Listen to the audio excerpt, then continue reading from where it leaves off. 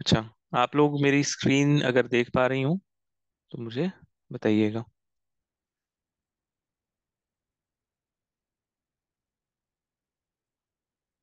जी, अभी देख पा रही है ना आप? कमरानी, अल कमरानी। ठीक है। अच्छा। अ, हिबा आ गई, अच्छा ठीक है। अच्छा, तो जिस तरह हमारी सिस्टर ने बताया कि अल जैसे हमारे यहाँ भी हसनैन कहते हैं, हालांकि इससे मुराद हसन व हुसैन दोनों हैं। इसी तरह अरबी जुबान में अल कमरानी यानी दो कमर। कमर किसको कहते हैं? चांद को कहते हैं ना। तो कमरानी, अल कमरानी से मुराद क्या होती है उनकी? अशम्सु वल कमरु, यानी वो सूरज और चांद को मिलाकर एक साथ क्या कहते हैं? अल कमरानी। तो ये अरबी जुबान में इसको कायदा तगलीब कहा जाता है। कायदा तगलीब, जिसके तहत वो दो मुख्तलिफ चीजों को एक नाम से अदा करते हैं। तो मैं आपको ये समझा रहा था कि अल अबावानी में जब हम अल अबावानी कहते हैं तो इससे मुराद होता है, यानी अल अब है ना, यहाँ पे बाप का नाम पहले आया है। तो इन्होंने अल अबावानी किया है, यानी दो बाप। हालांकि यहाँ पर दो बाप मुराद नहीं है, यहाँ पर बाप और माँ मुराद है। इसी तरह अल वालिदानी में, ठीक है, अल वालिदानी में दो माएं भी आ सकती हैं, दो बाप भी आ सकते हैं, लेकिन मुराद क्या है? माँ और बाप। माँ और बाप। तो ये बस आपको याद रखना है कि अल अबवानी से मुराद दो बाप नहीं होते हैं, माँ और बाप होते हैं। और अल वालिदानी से मुराद दो बाप, अगेन दो बाप नहीं है, माँ और बाप मुराद है। लेकिन वालिदानी में माँ को सामने रखा जाता है, ठीक है, यानी माँ को उसमें तरजीह दी जाती है, माँ और बाप। और अल अबवानी में बाप और माँ।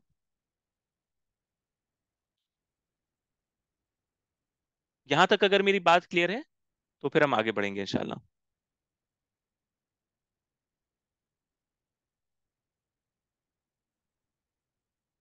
किसी का कोई सवाल है या किसी को कुछ नहीं समझ में आया है तो प्लीज बताइएगा।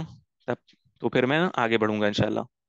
बहुत इंटरेस्टिंग है ये। अगर आप अ, देखें ना तो बड़ा काम आता है ये रिलेशन बताने में।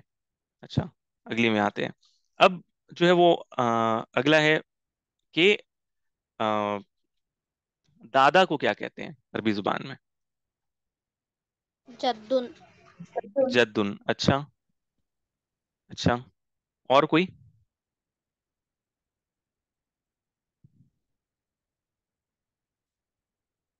अच्छा, जद्दुन, चले ठीक है, मैं इसको लिखता हूँ, ठीक है, फिर मैं समझाता हूँ। तो अरबी जुबान में बाप के यानी अबुल अब, यानी बाप के बाप को, ठीक है, फादर के फादर को क्या कहा जाता है? अल जद्दू। ठीक है, अरबी जुबान में फादर के फादर को कहा जाता है, जिसको हमारे इंग्लिश जुबान में पटर्नल ग्रैंडफादर कहते हैं। पटर्नल ग्रैंडफादर, इसे क्या कहा जाता है? अल जद्दू। अल जद्दू, ठीक है। इसी तरह फादर की जो माँ है उनको, जिसको दादी हम कहते हैं, इसको क्या कहा जाता है? अल जद्दतु। अल जद्दतू। अल जद्दतू। यहां तक तो क्लियर है। अब सवाल ये है कि फिर माँ के फादर को क्या कहा जाता है, जिसको हम अल नाना जद्दू। या नानी कहते हैं? हाँ हाँ, अल जद्दू ही बोलेंगे। अल जद्दू बोलेंगे, लेकिन आप जब कहेंगी जद्दू, लेकिन तो अरब जो है ना, सबसे पहले जद से मुराद आपके फादर के फादर को लेते हैं। तो फिर वो आप कैसे समझाएंगे कि ये मेरे नाना है, दादा नहीं है?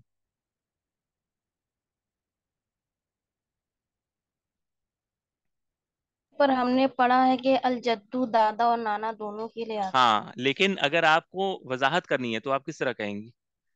आप अपने नाना की बात कर रही हैं, आप कह रही हैं अल जद्दू।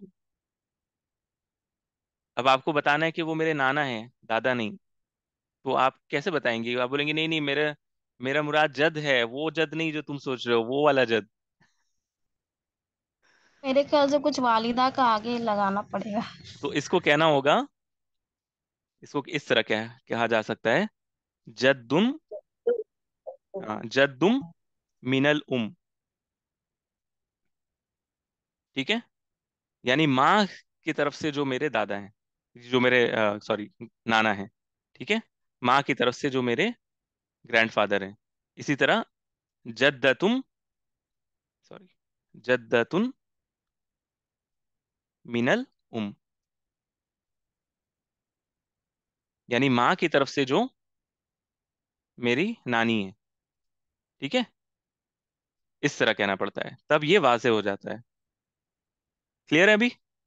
यानी बाय डिफॉल्ट जो अरब जो है ना, हमेशा बाप की तरफ से जो फादर होते हैं या उनकी अम्मी होती हैं, उनको पहले नाम देते हैं अल जद्दू अल जद्दतू। लेकिन अगर वो माँ की तरफ से हो तो फिर आप इस तरह वजाहत कर सकती हैं, जद्दुम मिनल उम्मी या जद्दतुम मिनल उम्मी। क्लियर हो गया?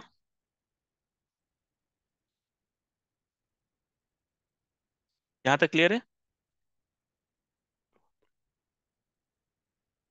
ठीक है।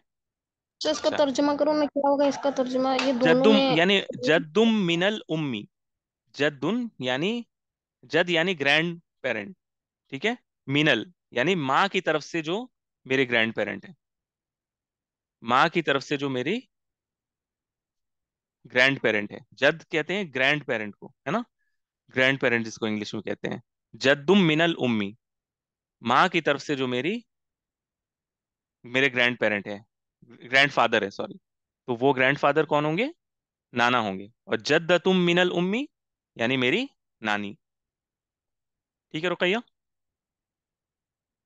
तो ये दोनों नाना नानी के लिए आ रहा है ना, माँ की तरफ से। हाँ, ये दोनों नाना नानी की तरफ से आ गया।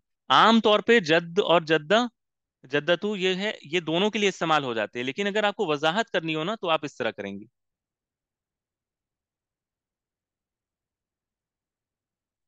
By default. मतलब अगर आप सिर्फ अल जद्द कहें ना तो इससे आम तौर पे अरब जो है ये बाप की तरफ से ही लेते हैं, ठीक है, जब तक आप वजाहत ना करें। मेरी बात समझ में आई ना रुकैया आपको? हाँ, मैं समझ गई। मतलब कि अल जद्दू, अगर अल जद्दू है तो सिर्फ वो बाप की तरफ से, लेकिन अगर हाँ जद्दू मिनल उम्मी लगा दे तो वो माँ की तरफ से हो गया हाँ, ना। तो आपको जब आप किसी से बात कर रही हैं, अगर आप कहेंगी कि जद्दी, तो वो ये समझेगा कि आप अपने दादा की बात कर रही हैं, क्योंकि उसे तो नहीं पता ना कि दादा है कि कि नाना है, किसकी बात कर रही हैं आप। तो वो पहले यही समझेगा कि आप अपने दादा की बात कर रही हैं। हाँ, अगर आप कहेंगी जद्दी मिनल उम्मी, तो वो समझ जाएगा या समझ जाएंगी कि आप अपने नाना की बात कर रही हैं। जज़ाकल्लाह। वही। अच्छा, अब आ जाते हैं आसान वाले में। बेटा को क्या कहते हैं अरबी जुबान में? अबून। हाँ, अबून। बे, बेन बेटा है बेटे या बाप को है? बेटी का तो अबून ना, अबून भी बोलेंगे ना। सॉरी सॉरी, इब्नुन बोलेंगे। हाँ, अल औलादु, हाँ अल औलाद तो ये जमा हो जाएगा, औलाद वलदुन की जमा है, यानी बहुत सारे बच्चे। लेकिन औलाद जो है ना, ये कई सारे माने में आता है, लेकिन जो ज्यादा सही लफ्ज है वो क्या है? अल इब्नु, अल इब्नु, सॉरी, अल इब्नु, अल इब्नु, ठीक है, अल इब्नु। और इसी तरह बेटी को क्या कहते हैं? बिन्त, अच्छा, अख्ती, अच्छा, बिन्त, मैं इस अख्ती बहन होती है। नहीं, मैं बताता हूँ। हाँ, उख्ती तो बहन हो गई। यहाँ पर दो तरीके हैं, या तो अल इब्नतू भी कह सकते हैं,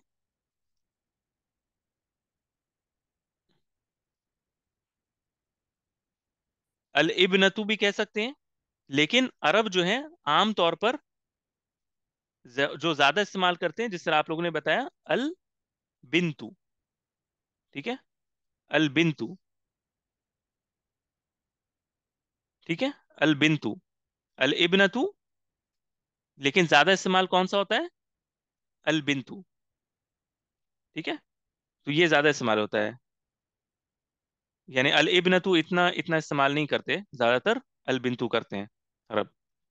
तो ये तो आसान था बड़ा। अगला आ जाते हैं।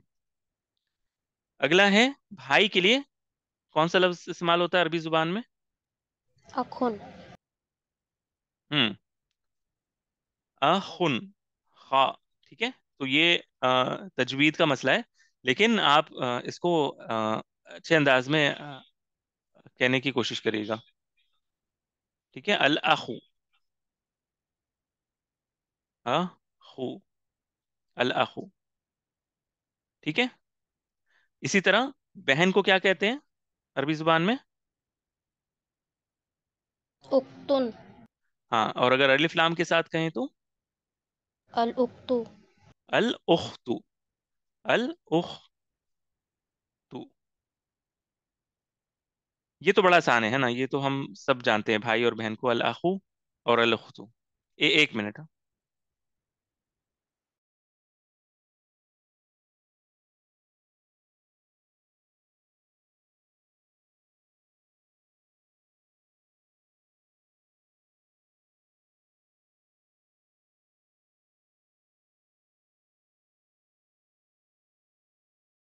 ओके, मेरी आवाज आ रही है ना आप लोगों को?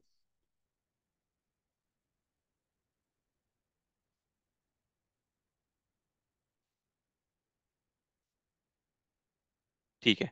अच्छा, अब अगले में आ जाते हैं। अगला जो लफ्ज है वो है, अगर आपको अपने भाई के बेटे को कहना है, भाई का बेटा जिसे भतीजा कहते हैं। ठीक है, भतीजे के लिए कौन सा लफ्ज इस्तेमाल होगा अरबी जुबान में?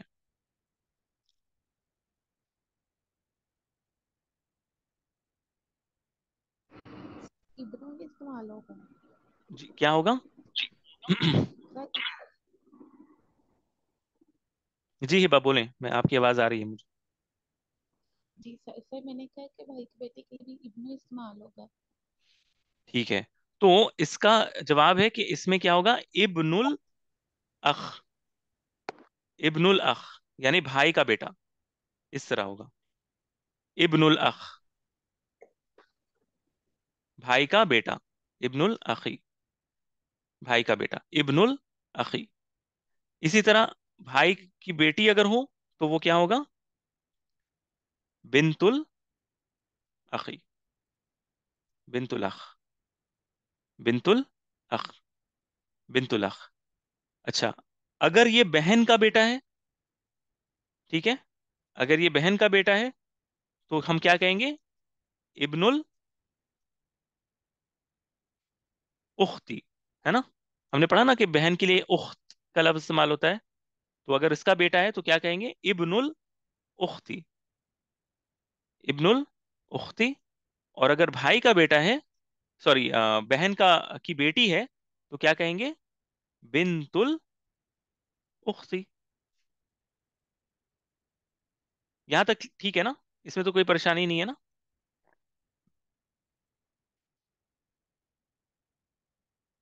यानी भाई का बेटा है तो इब्नुल अखी, भाई की बेटी है तो बिनतुल अखी, बहन का बेटा है तो इब्नुल उख्ती, और अगर बहन की बेटी है तो बिनतुल उख्ती।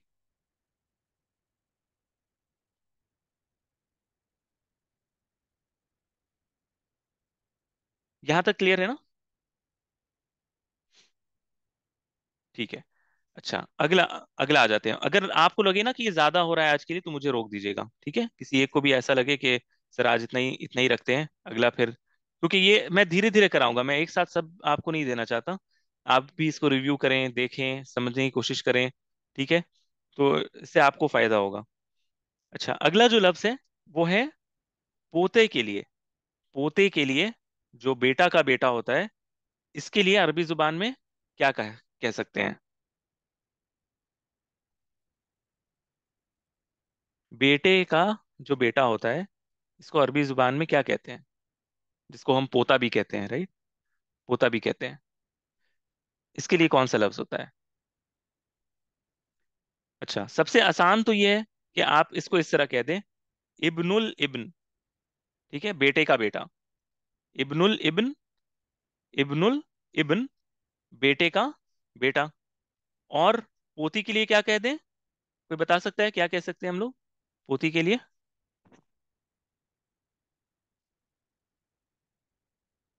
अगर बेटे के पोता के लिए इब्नुल इब्न है, तो पोती के लिए क्या होना चाहिए? बिनतुल इब्न, माशाअल्लाह आसिया। बिनतुल यानी बेटे की बेटी, बिनतुल इब्न। ठीक है, जजाकल्लाह खैर। अच्छा, अब यहाँ पर एक बात और है कि अरबी जो जुबान है, इसमें आप इस तरह भी, जिस तरह मैंने बताया, आप कर सकती हैं। लेकिन अगर कोई चाहे तो एक लफ्ज अरबी जुबान में यूज होता है, अल हफीद। अल हफीद, अल हफीद, सॉरी, अल हफीदु। अल हफीद यानी पोता, यानी इब्नुल इब्न के लिए आप क्या इस्तेमाल कर सकती हैं? अल हफीद। और पोती के लिए अल, बताएं बताएं जल्दी बताएं, अल हफी, हकीकतु। अल हफीदतु। बारकल्लाहु फीक, अल हफीदतु।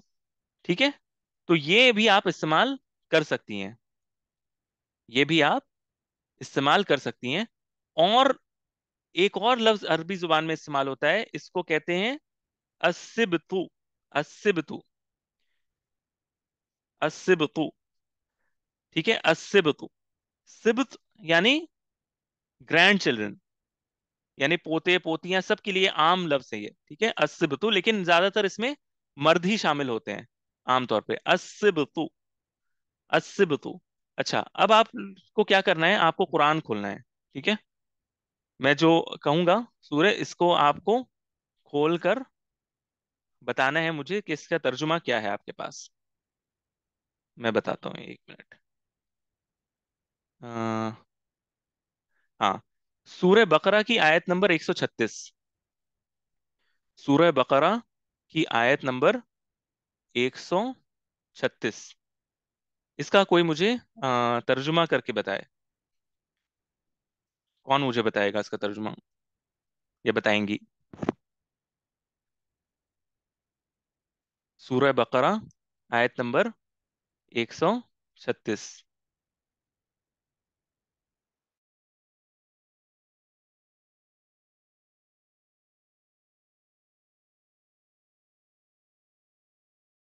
कूलू आमना जो है वो।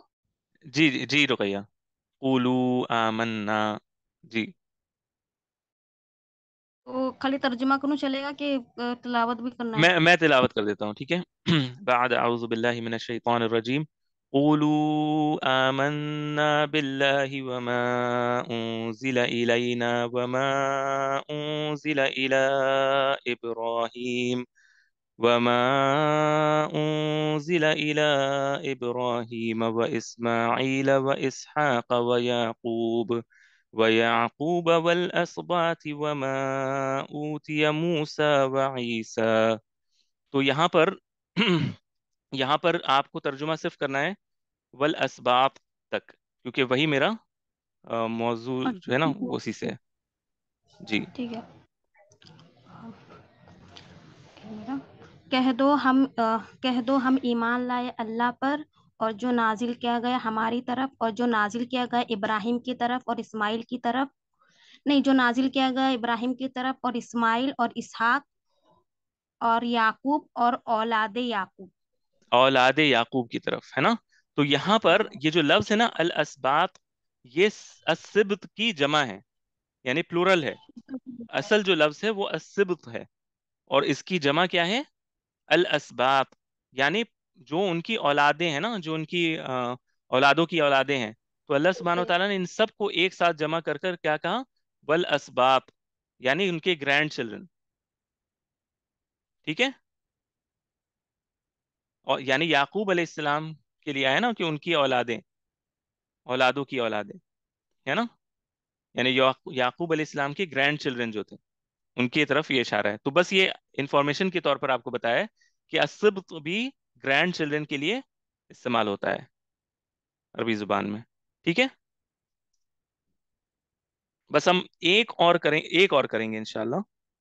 ठीक है, और उसके बाद आज मैं इंशाल्लाह इतना ही रखता हूँ, वरना आप लोग परेशान हो जाएंगे। अच्छा, अगला जो लफ्ज है वो है चच्चा के सफेद लिए। तरीके से। जी जी। शायद किसी किसी ने सुन नहीं पाया, तो वो कह रहे फिर से रिपीट कर दे आप। सर फिर से रिपीट कर सकते हैं, मैं ठीक तरह सुन नहीं पाई। मैं ये कह रहा हूँ कि आपने तर्जुमा सुना ना आसिया, कि अल्लाह सुब्हानहू व तआला ने क्या कहा कि और कह दो हम ईमान लाए अल्लाह पर और जो नाजिल किया गया। जी। तो इसमें जो अल असबात है ना, इससे मुराद औलादे हैं। औलादे यानी ग्रैंड चिल्ड्रन, यानी इमीडिएट जो औलाद है वो नहीं, यानी उनके औलाद की औलादें जो नस्ल दर नस्ल आने वाली हैं। वल असबात, वल असबात, ये अल असबात क्या है? अस्सिब्तु, जो मैंने पढ़ा है ना, इसकी जमा है, इसका प्लूरल है। और अल्लाह सुब्हानहू व तआला ने याकूब अलैहिस्सलाम के मुतालिक यहाँ पर यही कहा, यानी इन सब उनकी जो भी नस्ल थी ना उसकी तरफ इशारा करते हुए ये कहा वल असबात, यानी उनकी उनके ग्रैंड चिल्ड्रन।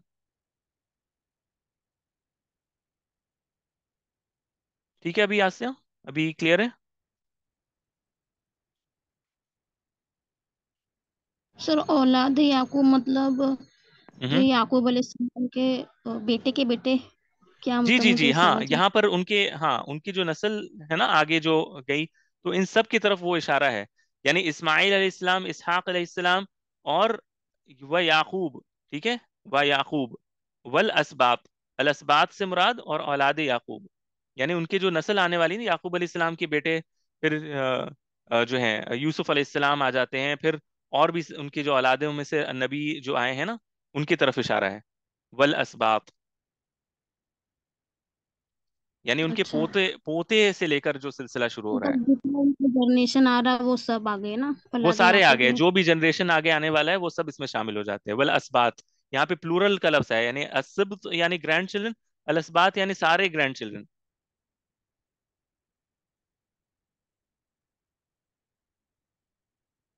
यहाँ पे सिर्फ औलाद याकूब की औलादों को ही ले लिया, आपने बता दिया, जज़ाकल्लाह। जी। ठीक है ना अब आसिया?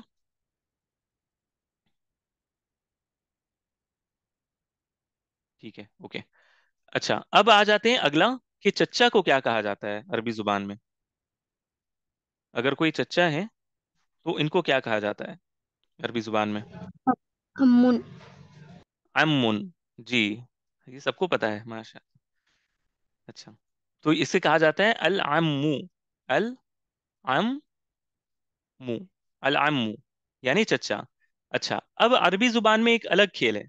खेल यानी लफ्ज शायद सही नहीं है, यानी एक अलग उनका तरीका है। हमारे यहाँ चच्चा के साथ क्या होता है? आ, क्या कहते हैं, एक मिनट, हाँ, एक मिनट रुकिएगा।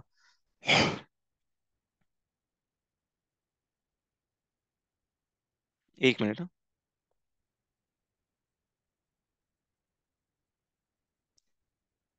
जी, अरबी जुबान में जो चच्चा है इसके लिए तो अल अम्मू है, लेकिन अगर मैं ये लफ्ज लिखूं ना, अल अम्मतु, अल अम्मतु, अल अम्मतु, तो इससे मुराद क्या होगा? चाची। चाची। और कोई?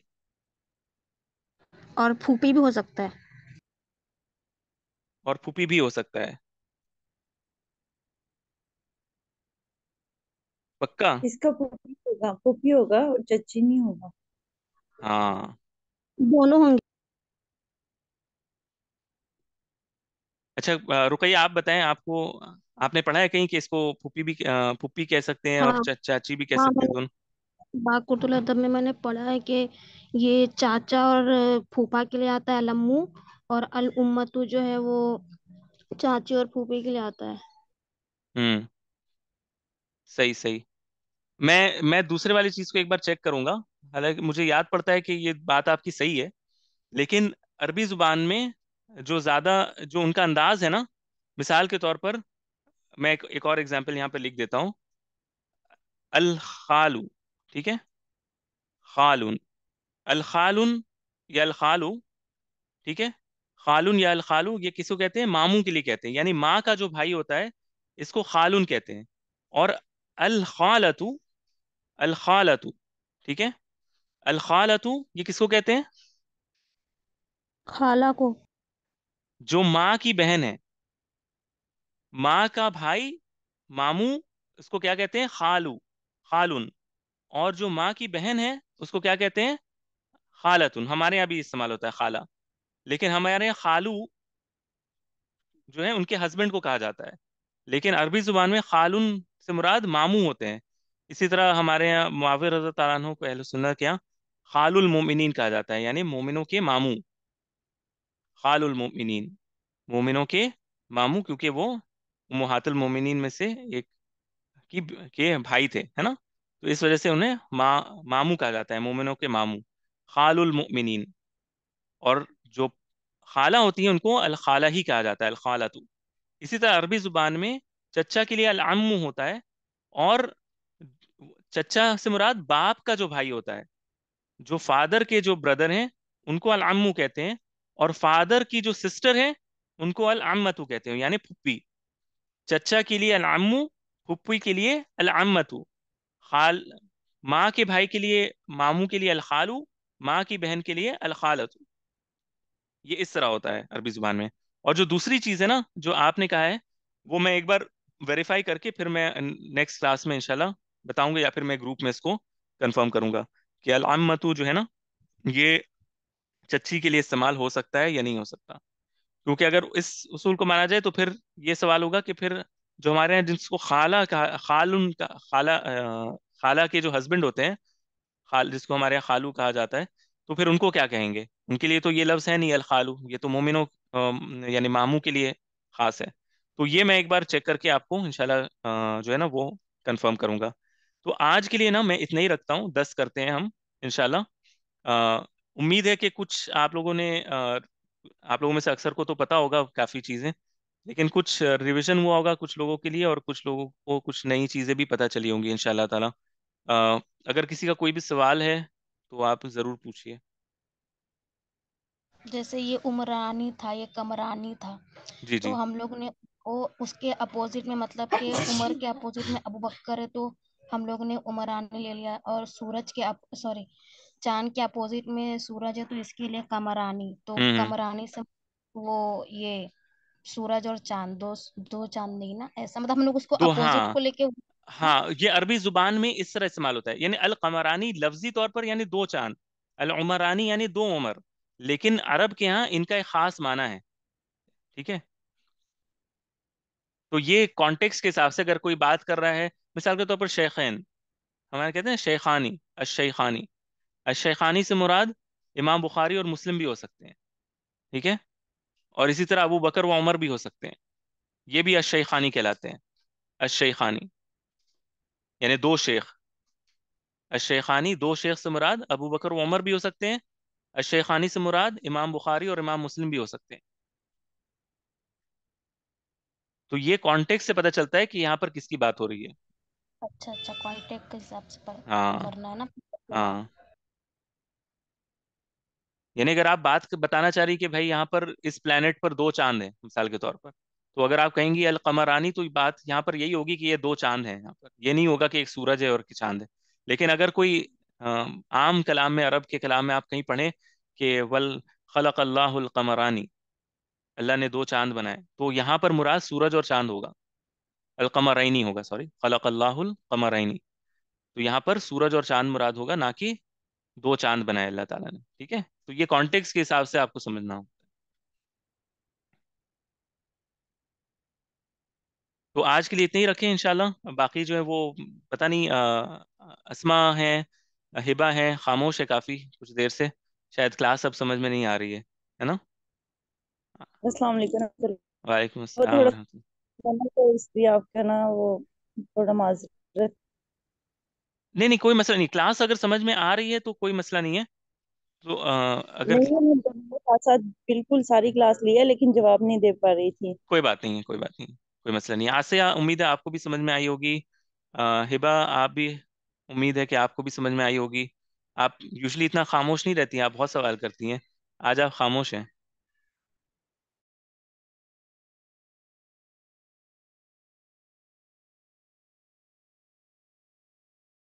ठीक है, फिर आज के लिए इतने ही रखते हैं फिर इंशाल्लाह।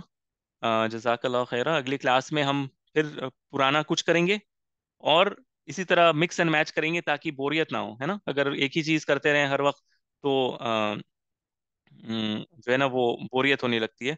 तो कुछ अलग करने की कोशिश है। इंशाल्लाह और भी चीजें आएंगी। अभी तो ये हम बहुत कॉमन रिलेशंस पढ़ रहे हैं।